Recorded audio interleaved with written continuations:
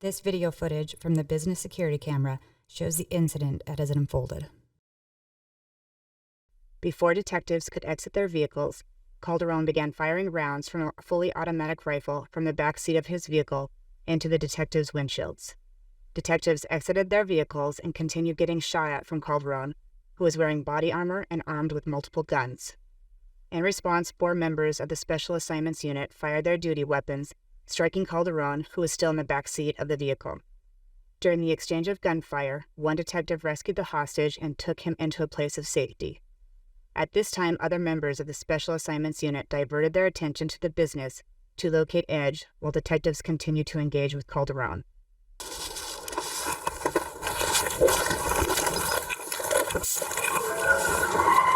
Hey, hands up!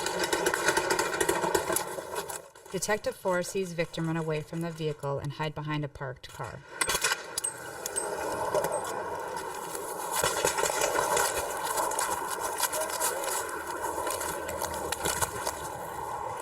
I got victim! I got victim! I got victim! Detective 4 runs over to the kidnapped hostage. I got the victim! I got the victim! I got the victim! Thank you guys. Thank you so much. Oh my God. Thank you, man. Wow, what you just saw was a hostage rescue vehicle assault performed by the Scottsdale, Arizona Police Department. The video was just released. We're going to break it down and talk about it. We want to thank TAC Ops Tactical Conference and the Savage Training Group for making this episode possible. Thank you to TJ Webb for sending us his book, Just One More. TJ Webb was featured on our podcast earlier on. TJ shares his phenomenal story about being shot multiple times and his adversity to recovery to make himself even better. Make sure you guys go to the tjwebb.com, pick yourselves up a book. It is a read worth your while. Kyle, what's the synopsis on this video we're watching? Okay, this comes out of Scottsdale, Arizona, like we had previously mentioned. This is their Special Assignments Unit. These guys are actively trailing a subject in a van with 2 suspects who kidnapped this individual. We don't know why he was kidnapped. However, we're going to watch 4 different body camera angles, which is going to show each detective's point of view and how they conducted this hostage rescue. Let's jump into it and start with detective number 1.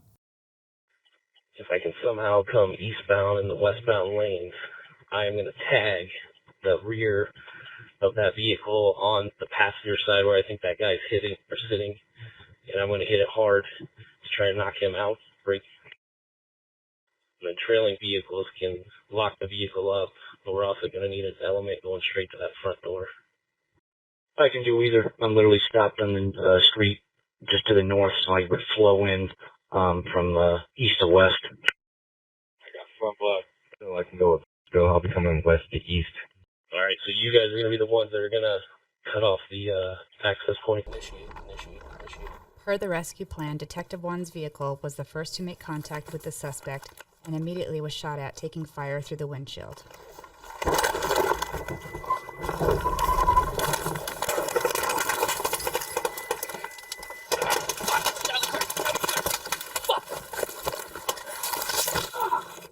Detective 1 had to extract out the passenger door. Detective 1 ran around vehicles to avoid the crossfire. Where's our crossfire? Where's our crossfire? Get back! Go get the victim! Where? I'm in passenger side!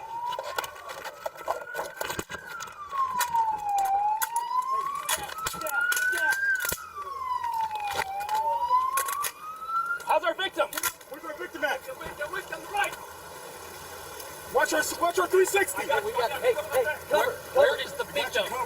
Somebody said they have him. Watch that gun's pointing right at us. I got you. So you just heard the radio traffic. Detective number 1 is clearly coordinating this. His goal was to ram the right rear quarter panel or the right rear side of the vehicle to clearly knock out the suspect. The intel that they had is that the front driver, the suspect number 1, got out, went into the restaurant, leaving suspect number 2 in the right rear side of the vehicle and the hostage in the very front right side of the vehicle. Detective 1 ends up ramming the vehicle. His body camera comes on, and that is when kind of chaos starts. They immediately starts taking fire. He cannot get out of his driver's side, quickly thinks, climbs out the passenger side, but his gun starts to malfunction. And then he has to tap rack, like try and clear the malfunction on his car. And that's when he runs around the back of the vehicle and comes up for additional support. So that was pretty chaotic. Like he was incredibly lucky to get out of that. That's scary, and that's not what you want to experience, especially not being able to get out of your car. Okay, let's watch Detective 2's body camera. The next video is an on-body camera view from Detective 2's point of view. Detective 2 arrived directly after Detective 1 and positioned his vehicle towards the back of Detective 1's vehicle.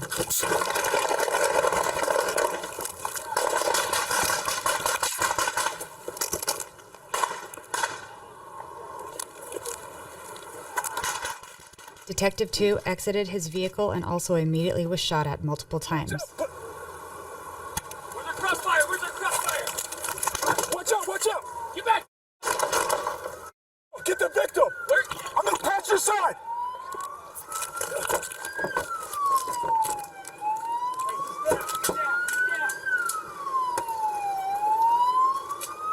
How's our victim? Get him! Where's our victim at? Okay, let me pause it real quick. So what you guys just saw was he kind of got put at a bad spot. He's kind of at the back of Detective 1 and Detective 3's vehicle. He gets out of his vehicle and obviously realizes that they're taking gunfire, does a great job of trying to get into the action. You can see in this video, he actually tries to shoot, I think at least twice, and his gun doesn't go off. So we don't know if his gun malfunctioned, if maybe there wasn't a round fully chambered. We don't know, but we do know that the gun doesn't go off. He quickly realizes that, transitions to his handgun, just like Detective number 1. Let's keep watching. Contain the second suspect, Edge. That was pretty solid. At this time, there was still confusion on where the victim was during the incident. I got you, I got you. All right, back Okay. off. Detectives give a command to the suspect, "Don't move," who still has the firearm pointed in detective's direction. He fucking moves. He's getting it again. He got a vest on. Don't move! Okay, so we see him transition to his handgun, and he ultimately, I think, just realizes his rifle's out of battery and just dishes it. I like that he gets a better position of advantage by getting on the hood of the car to be able to see inside that van. I mean, these guys are obviously at a disadvantage. The windows on that van are super heavily tinted. The back window is shot out, but that guy's hunched down so far in that van that if he were on ground level, you can't see inside the back of that van. So great job by improvising. He gets up on a higher ground. He gets a good advantage point inside the van, and he recognizes that his rifle is out of battery. So Detective number 2, he does a good job. He got put at a bad advantage right from the get-go. His rifle malfunctions. He quickly transitions to his handgun, and he gets into the fight. Okay, so let's watch Detective number 3's body camera. The next video is the on-body camera view from Detective 3's point of view. Detective 3 simultaneously arrived with Detective 1, positioning his vehicle behind the suspects. Detective 3 exits his vehicle and is immediately met by gunfire from the suspect. Hey, suspect down.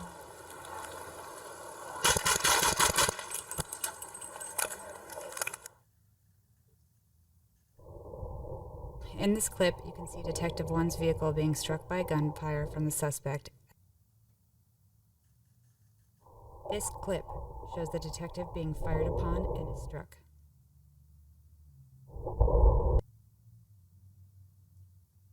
Somebody said they have. Watch that gun pointing right at us. Hey, my ear's bleeding. I don't know if I took a round or not. Okay, let's pause it and talk about Detective number 3's body camera. So what we just watched is Detective number 3 was going to come up to the rear of the vehicle and then pinch the vehicle in. But what you notice is Detective number 1's vehicle hit the right rear corner, which he said he was going to do. And then he ends up pressing the gas and then pushing the other car, the suspect vehicle, further away, which ends up putting Detective number 3's car at the driver's door of Detective number 1. So it actually prevented Detective number 1 from getting out of the vehicle. That's why Detective number 1 had to jump out the passenger side.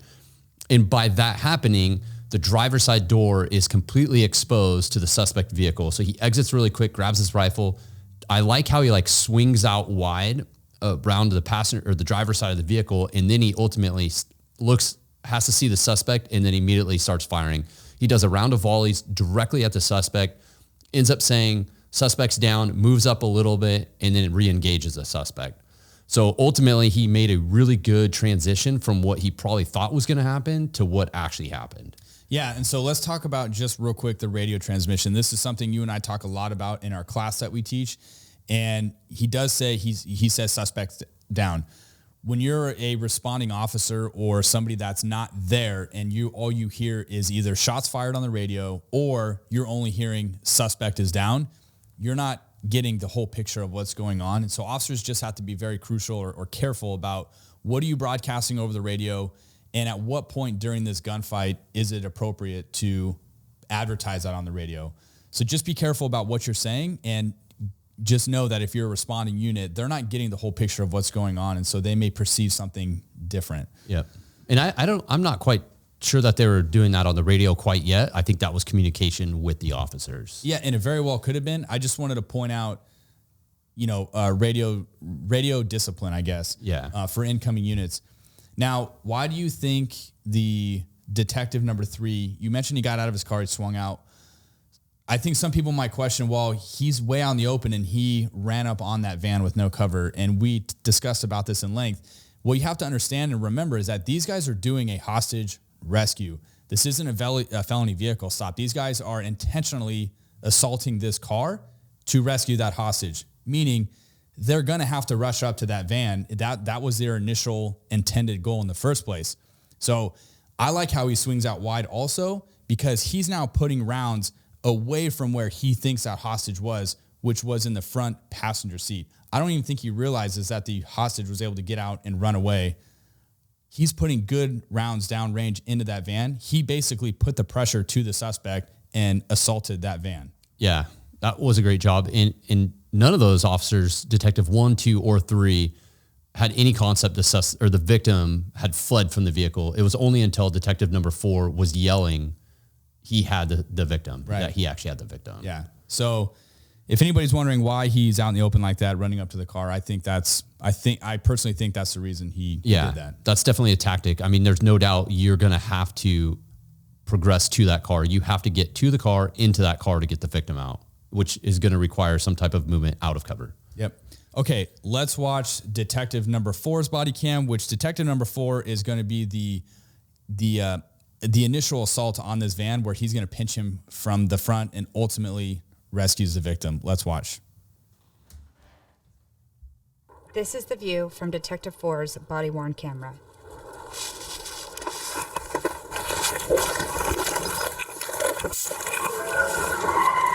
Hey, hands up!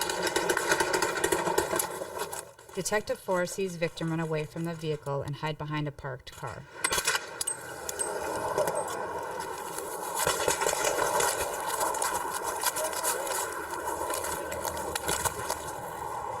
I got victim! Detective 4 runs over to the kidnapped hostage. I got the victim! Thank you, guys. Thank you so much. Okay, so you guys just saw Detective number 4. He's able to get to the victim. He recognizes that he bailed from the car, ran behind a truck, and was taking cover. And you can see at the end of this video, that guy is terrified. I mean, he is very lucky probably to be alive. We don't know any information about who this guy is, why he was kidnapped. It doesn't say in the initial news report or the release from the police department. But bottom line is, as we saw, the conflict that happened between the suspect and the bad guy, those guys are no joke, and they were armed to the teeth with rifles, multiple rounds, and handguns, wearing a bulletproof vest. This guy was clearly in danger. So when Detective 4 initiates the assault basically on the van and takes it from the front, he's in a bad spot right off the go, because you're always going to be in crossfire when you're the pinch guy from the front. And when you're conducting these types of vehicle assaults or pinches on a vehicle, usually conducted by fugitive apprehension units, that's the technique used, and it's used because you don't want that vehicle to be able to have an avenue of escape. So the number, in this case, they call him the number 4 guy. He's already at the most disadvantage because he's right in the line of gunfire. Fortunately for him, he did get out of the way and was not able to, or didn't take any rounds, but I thought he did a good job. He sees the victim. He immediately goes for the victim, and he's telling his partners that he has the victim. So when you can hear in their other body cam footage, they're saying, hey, we heard someone say that they had the victim. Yeah. And we talked about this. I think overall, this was a successful mission because the goal was to save the hostage. No officers were injured. The victim was saved.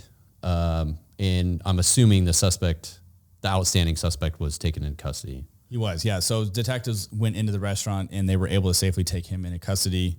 And obviously the suspect in the van who fired at them was deceased on scene. Yeah. So yes, overall, that was a fantastic job. We said earlier, like doing a hostage rescue is difficult in and of itself. But generally speaking, when you're thinking of a hostage rescue, you think of doing an HRT inside of a structure, not a vehicle. So that's a lot of planning. That isn't something you can just throw together on a whim. You have to train that. There's a lot of coordination involved. And from detective number 3's standpoint, having to hang himself out there like that for the good of the cause, I mean, hats off to all of them, but really hats off to him because he I think by him putting those rounds into the passenger side like that, he put that pressure on that suspect and probably put him down first. Yeah. Giving detective 1 and at least 2 enough time to get out of harm's way from the suspect shooting at him.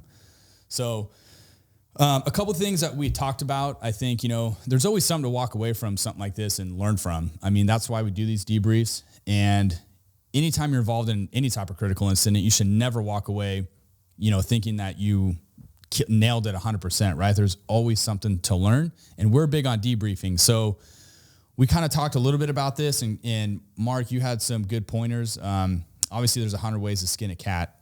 So let's talk about maybe some of the things that maybe could have done differently or gone about this maybe a different way, just other options. One of the things that we were discussing on this is an element of surprise. And in this case, it's a hostage rescue. So generally, if the suspects do not know that you're coming, you should be and try to be stealth and quiet as long as possible until the very last second. And that way you have the element of surprise. And I think in this situation, they didn't quite have the element of surprise. Detective number 4, which was the detective that came head on to prevent the vehicle from driving forward, came in, jumped up over the curb, which I think could probably cause the suspect to think something is going on. And then the other vehicle, detective number 1, ramming into the back of the vehicle, skidding, and the additional vehicle is pulling up. At that point, I think you've basically lost your element of surprise before the officers are out and able to engage and save that hostage. So we just talked about element of surprise and trying to remain stealth as long as possible. Yeah, and then something else that we talked about was, maybe riding with 2 detectives in one vehicle. And the idea behind that would just be if you've got the driver of the car and you're the solo occupant like these guys were, you're having to worry about throwing the car in park, getting out, getting your rifle, engaging in the gunfight.